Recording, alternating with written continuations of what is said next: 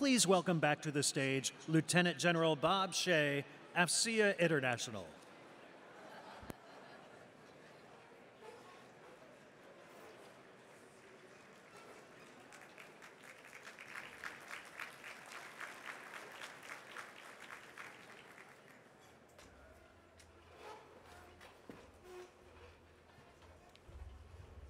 You know, as I was sitting there eating, I realized I was remiss in not thanking Sergeant First Class Stewart for the great job that he did with the national anthem. So, Chaplain, if you'd pass that on to him, I'd appreciate it. Thank you very much. Well, anyway, good afternoon again this afternoon, and as we continue enjoying lunch, I'd like to personally thank CenturyLink and Sienna for their sponsorship for this event. So thank you very much.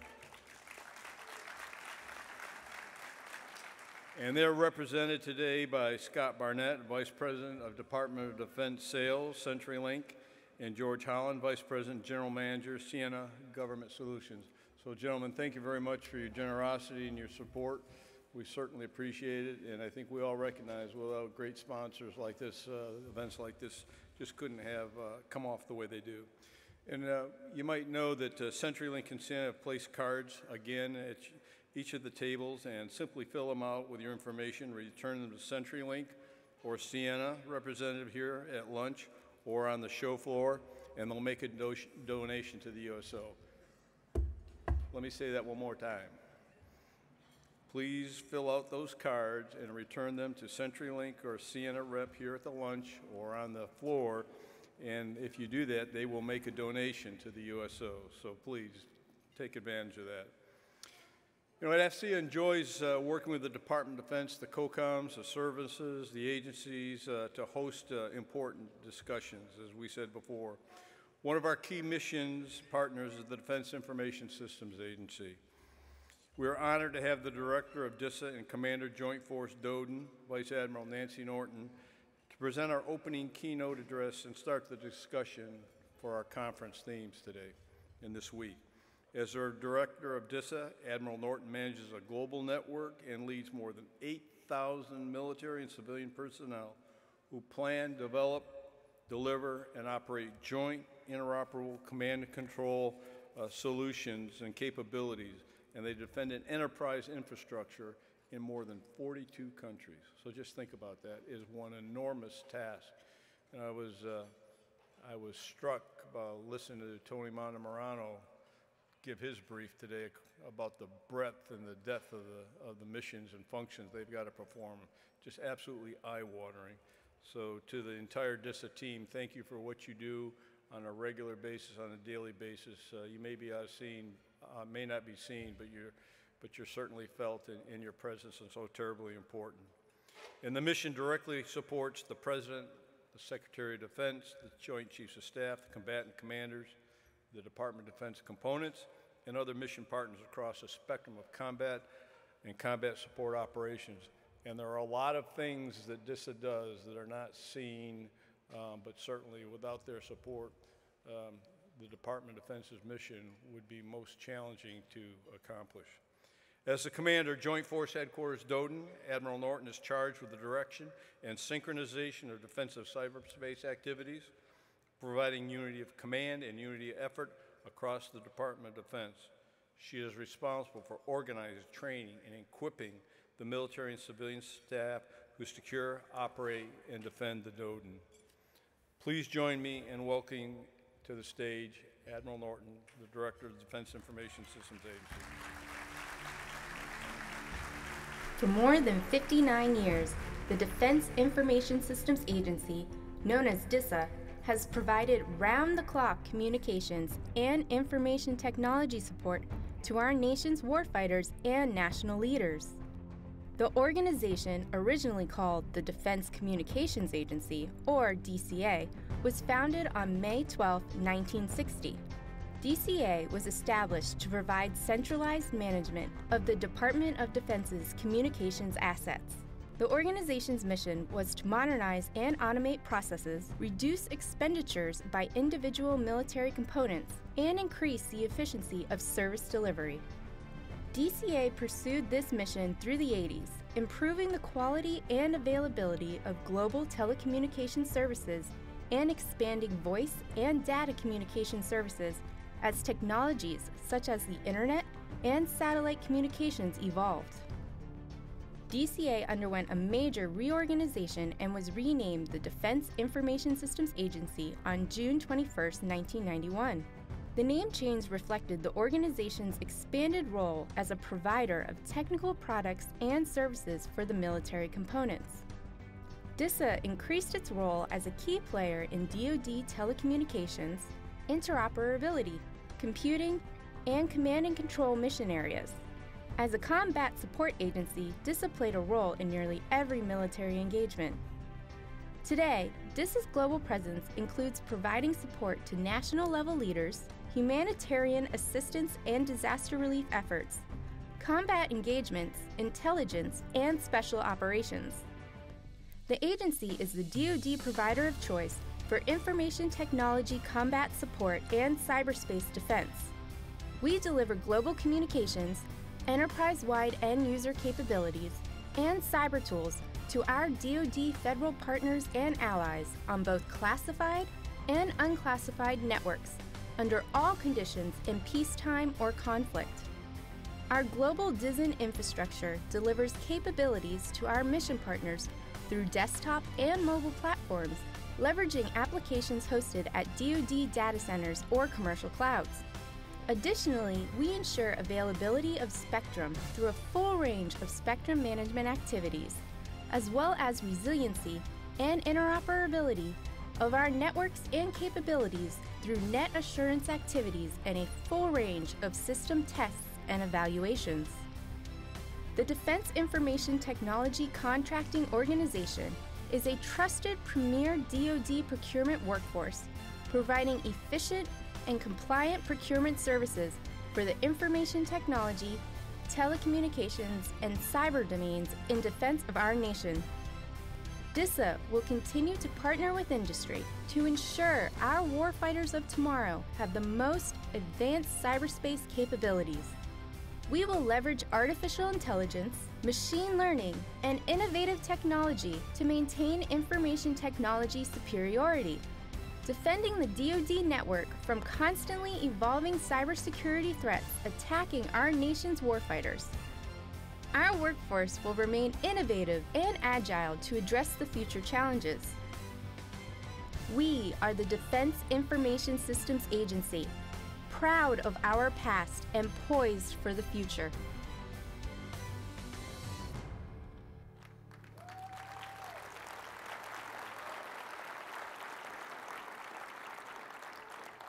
Good afternoon, ladies and gentlemen.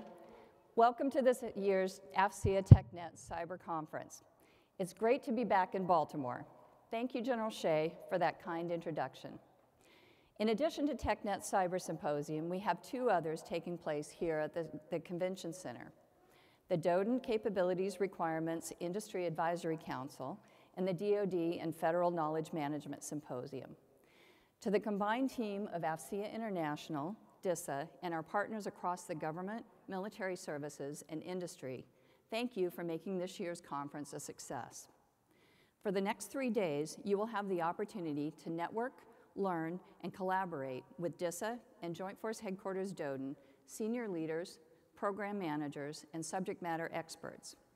We must come together as trusted partners for a common goal to develop and implement innovative solutions supporting the warfighter and national security. Did everyone like the opening video?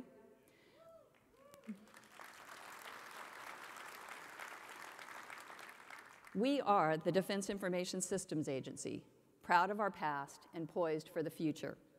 That's why we're here today, to discuss the current state of cyber operations and identify the way forward to connect and protect the warfighter in cyberspace. DISA is committed to building and maintaining trusted partnerships with industry. Our warfighters today and tomorrow must have state-of-the-art capabilities to accomplish their mission. Through persistent engagement, our government and industry can partner to develop innovative technology, services, and capabilities to outpace the threat of our cyberspace adversaries. Next slide, please. Over the past year, we examined the state of cyber operations, addressed areas for improvement, and accomplished several goals. I'd like to share some of them with you today. I could not do anything without our incredible workforce. They are committed to supporting the National Defense Strategy's 3 lines of effort: increasing lethality of the joint force, strengthening alliances as we attract new partners, and reforming the Department's business practices for greater performance and affordability. What's common with all 3 of these lines of effort? Cybersecurity and IT. These are priorities for the administration and our senior leaders within the department. You have seen a number of strategy documents released in recent months, including the National Cyber Strategy. It outlines today's technology challenges and the work that we must do in the near future. As the Defense Department's only IT combat support agency, DISA strives to provide the best warfighting capability to the military services, combatant commands, agencies, and our allies. The agency is also aligned to support the DoD CIO's digital modernization efforts and his 4 key pillars of cloud, artificial intelligence, command, control, and communications, and cybersecurity. Let's talk about a few of these efforts. Last spring, we were tasked to assist the Fourth Estate agencies with migrating their data and applications to MilCloud 2.0. This service is the DoD's on-premise commercial cloud offering. I'm happy to report that last December, we successfully completed our first application migration. We have since made improvements that will allow us to expedite migrations for the Fourth Estate and other mission partners. In the second half of the calendar year, we conducted a strategic review of the DoD's Joint Regional Security Stack, or JRSS, to address reoccurring operational and technical issues that our mission partners experienced. The review led us to implement the following 5 areas for improvement. Training. We created 10 on-demand operator training videos and trained 169 defensive cyber operators and provided the military services 15 programs so they could develop their own training. Migration.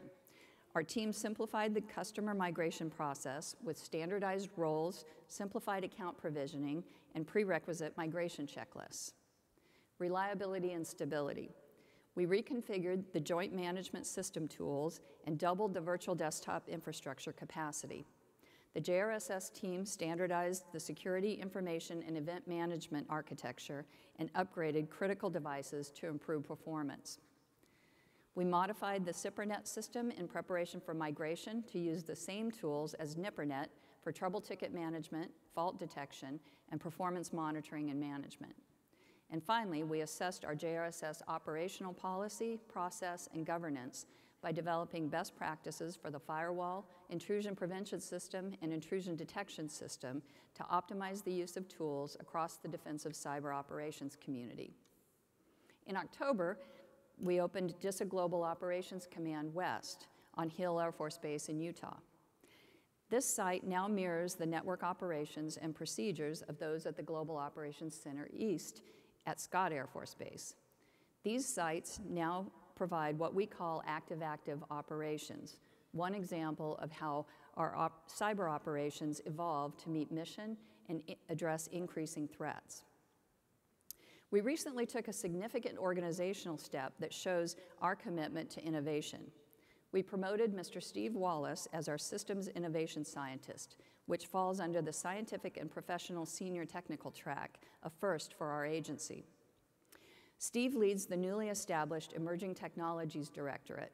This directorate will deliver innovative processes, services, and capabilities, as well as assess and integrate emerging technologies across DISA.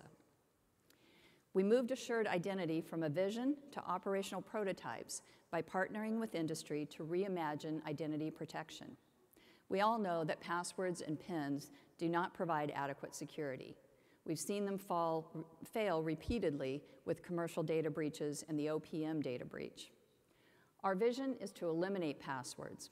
Continuous multi-factor authentication will run seamlessly in the background, allowing access through biometric data distinct to each user. This prototype was the first to use DISA's own Other Transactional Authority, or OTA, to contract. The Assured Identity team and the industry partner developed a minimally viable product that will help us operationalize this concept and open the door to other innovative solutions. Speaking of OTAs, in March, the agency awarded 2 additional OTAs for cloud-based internet browser isolation prototypes. We are very excited about this new approach to web defense by redirecting internet browsing from a user's desktop to a remote server external to the DODIN, so malicious activity does not impact DODIN operations. DISA has 3 more OTAs that will go into phase 3 negotiations: Assured Identity on an iOS platform, machine learning and artificial intelligence to address cybersecurity challenges, and Global Command and Control Joint Enterprise, or GCCS-JE, which will modernize and improve the aging GCCS-J architecture to provide near real-time situational awareness for a global common operational picture, leveraging the latest cloud computing infrastructure and software development methodologies to meet present and future C2 requirements. This new solution will improve performance, reliability, and availability of the service. We are very excited to be using this OTA contract vehicle to bring in new innovation and allow us to take cybersecurity to the next level within the department. A significant highlight from last year was the agency's 2 new contracting vehicles, Encore 3 and SETI. Encore 3 offers full-spectrum IT services, while SETI is designed to develop unique and specialized non-commodity and innovative IT engineering solutions. And to the core of our combat support agency role, we cannot get lulled into creating services and capabilities for peacetime only. We have to be ready for survivable wartime support. DISA has been coordinating war planning support efforts across our field offices with our combatant commands. The agency derives our priorities, in-states, and objectives within each theater based on requirements from each of the geographic combatant commanders. But then we also develop the support needed to set the globe, because communications and cyber operations are inherently global resources as we determine what the overlapping requirements are. And that's just what DISA has done to build, operate, and secure our networks. Now, let's talk about my other role, the Joint Force Headquarters Department of Defense Information Networks, or Joint Force Headquarters DODIN for short. Try putting that on a business card. We've been equally productive over the past year. Joint Force Headquarters DODIN is a component command of U.S. Cyber Command. It operates with directive authority for cyberspace operations, or DACO, for DODIN operations and defensive cyberspace operations internal defensive measures across all 43 DoD components, the 10 combatant commands, 5 services, and 28 agencies and field activities. DISA is one of those 28 active agencies. The team fulfills one of U.S. Cyber Command's 3 missions, responsible for DoD DODIN operations and improving operational effectiveness through synchronizing the actions of DoD components to reduce vulnerabilities, eliminate threats, and disrupt, deny, and defeat attacks against the DODIN. The team is committed to this purpose and to U.S. Cyber Command's vision and strategy through persistent engagement, persistent presence, and persistent partnerships. There are more than 240,000 globally dispersed DODIN cyber forces working this mission. This number represents DODIN operations and cybersecurity forces at all levels. By ensuring a strong and consistent defensive posture, JFHQ-DODIN works to prevent adversaries from gaining access to DoD networks. This year at TechNet, JFHQ-DODIN has several sessions planned, so you will have the opportunity to learn more about the work the command is doing in the cyberspace operational domain. Tomorrow morning, Colonel Paul Kraft, my Director of Operations, will lead a theater session on our Fight the DODIN campaign. This is a strategic approach guiding major shifts in how DoD operates and protects its networks, weapon systems, and data. Fight the DODIN is broken into 5 lines of effort: secure, operate, defend, organize, and partner. His presentation will give you insights into how JFHQ-DODIN has organized the DODIN into 43 areas of operations and interdependent sectors to create a cohesive command structure for defined cyber terrain, and how the cyber tasking cycle, new in 2018, is now central to JFHQ-DODIN operations. Also tomorrow morning, Dr. Jim Matlock, the director of the Defense Readiness and Security Inspection Team, will participate in a panel on the next generation inspection that builds on the command cyber readiness inspection by adding a mission-based, threat-focused approach. Our team was excited to open the new Joint Force Headquarters DODIN Operations Center, or JDOC, last August.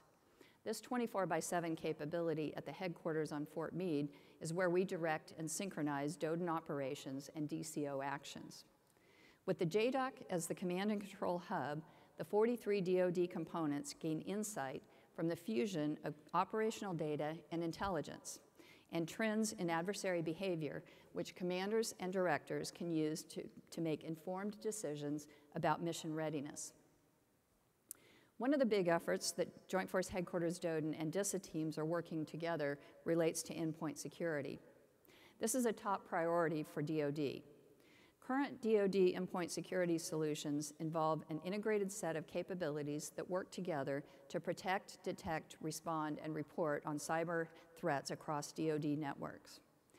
Efforts to modernize endpoint security will focus on achieving a more standardized, interoperable, rapid, and secure set of capabilities to strengthen integrated threat analysis, defensive actions, and command and control across the DoDIN.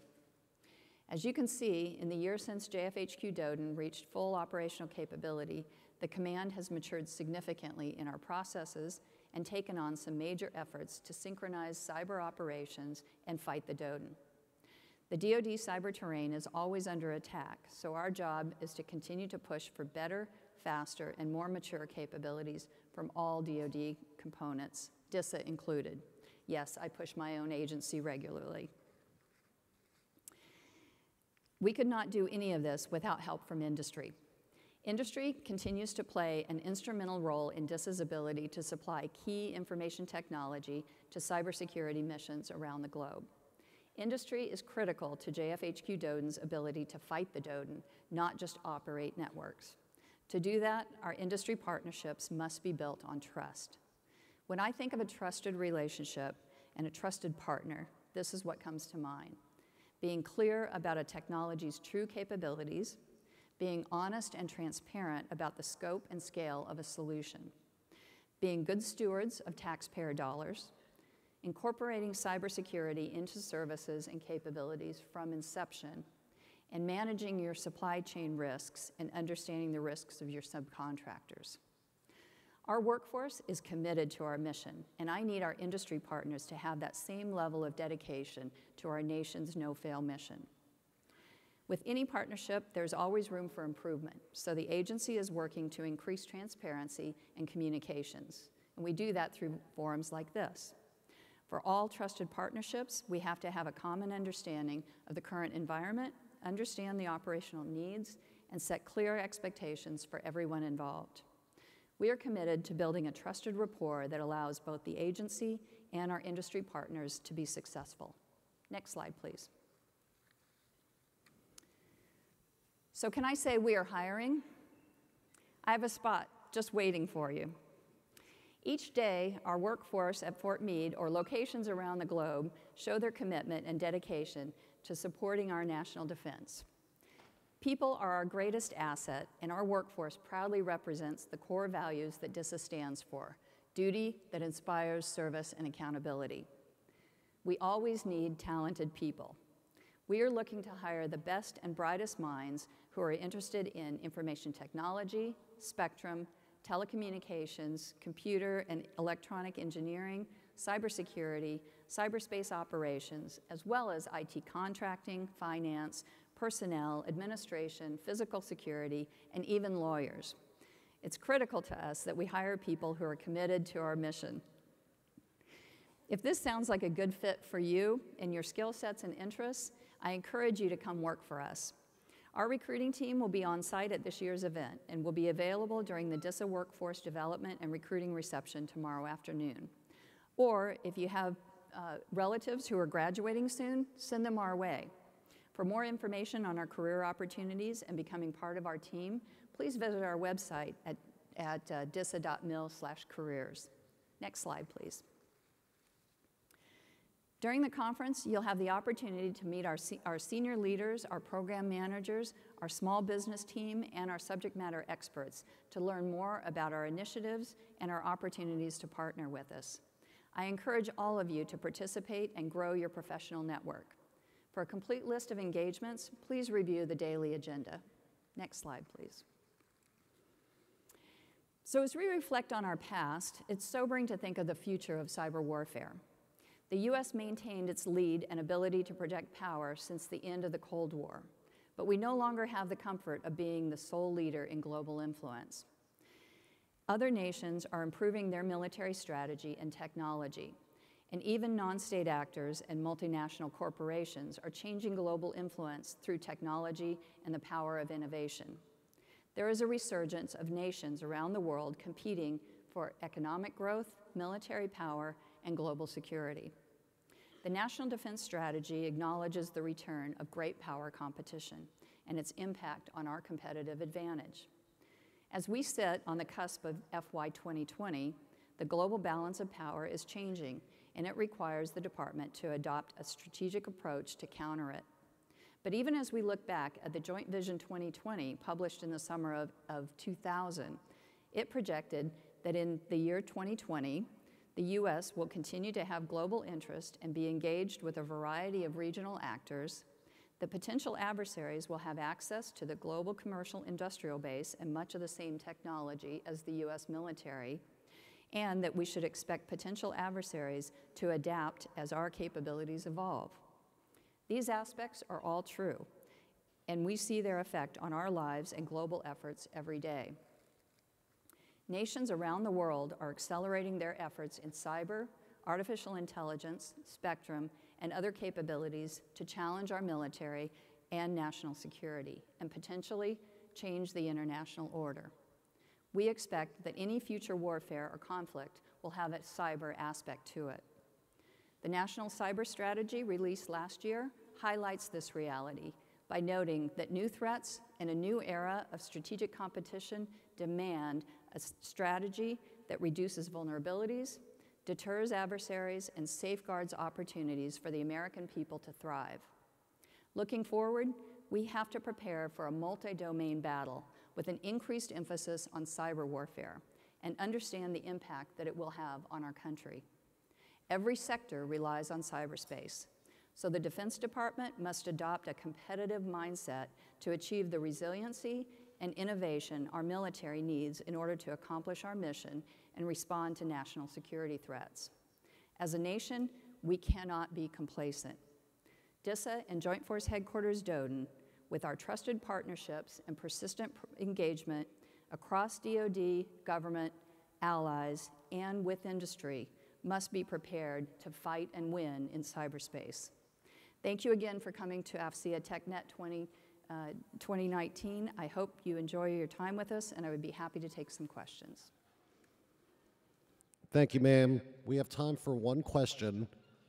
With all your joint experience, do you have any particular priorities for the COCOMs, both functional and geographic? Do I have a particular priority? For them or from them? Read the question again. With all your joint experience, do you have any particular priorities for the COCOMs, both functional and geographic? Well, I'm not sure exactly what the nexus of that question is, but I would say the most important thing for all of the COCOMs is interoperability, joint and coalition allied interoperability, because we have to be able to fight across all of the COCOMs. So you know, being able to do that seamlessly, regardless of where we're fighting, you know, the ability to have a regional fight and keep fights in a region is pretty much gone in the world of today and the world of tomorrow. And we have to have that kind of interoperability, and our forces have to be able to move seamlessly, particularly in our communications and in our IT systems, And so if we aren't constantly evaluating and ensuring that our communications and cyber systems are working across the globe, then we're going to fail our warfighters of tomorrow. And that's actually going back to the future. I mean, you know, many of you lived through that in previous decades when we learned that lesson the hard way. Ladies and gentlemen, please welcome Lieutenant General Shea back to the stage to formally thank Admiral Norton on behalf of AFCEA and our audience.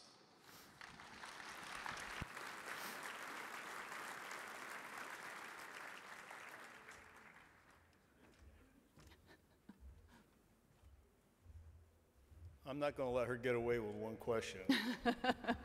So Terry, have you got another question back there? Sir, we only got the one. Okay.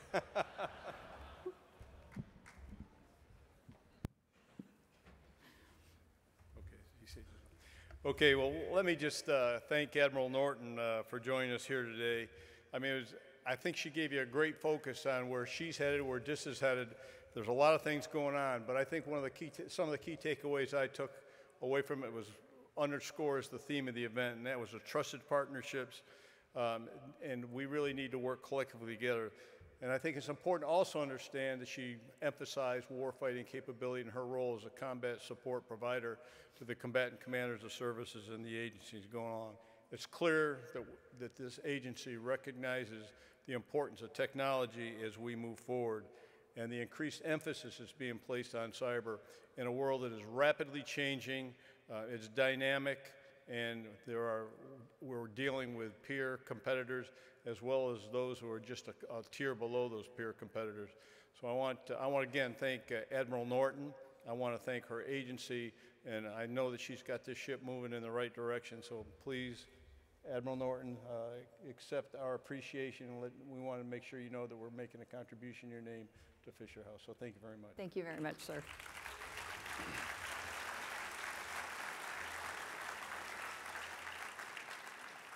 It's a pretty shy group. You only have one question for the director. You let her off easy. Okay, we're going to take a short break here shortly, as soon as we're finished here and wrap up. And this time we're going to have dessert sponsored by Fortinet. It'll be served out here in the exhibit hall. We'll also meet with the DISA PM. We also have the Meet the DISA PMs event, the first set of Signal Innovation Showcase presentations, and the first batch of sessions in the exhibit hall theaters. We'll reconvene back here at 3:45 for a panel on driving unity of effort for the department and the nation.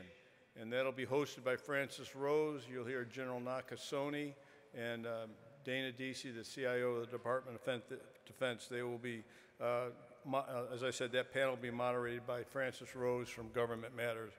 So we're going to move to the exhibit hall to close out the day with the technology networking reception.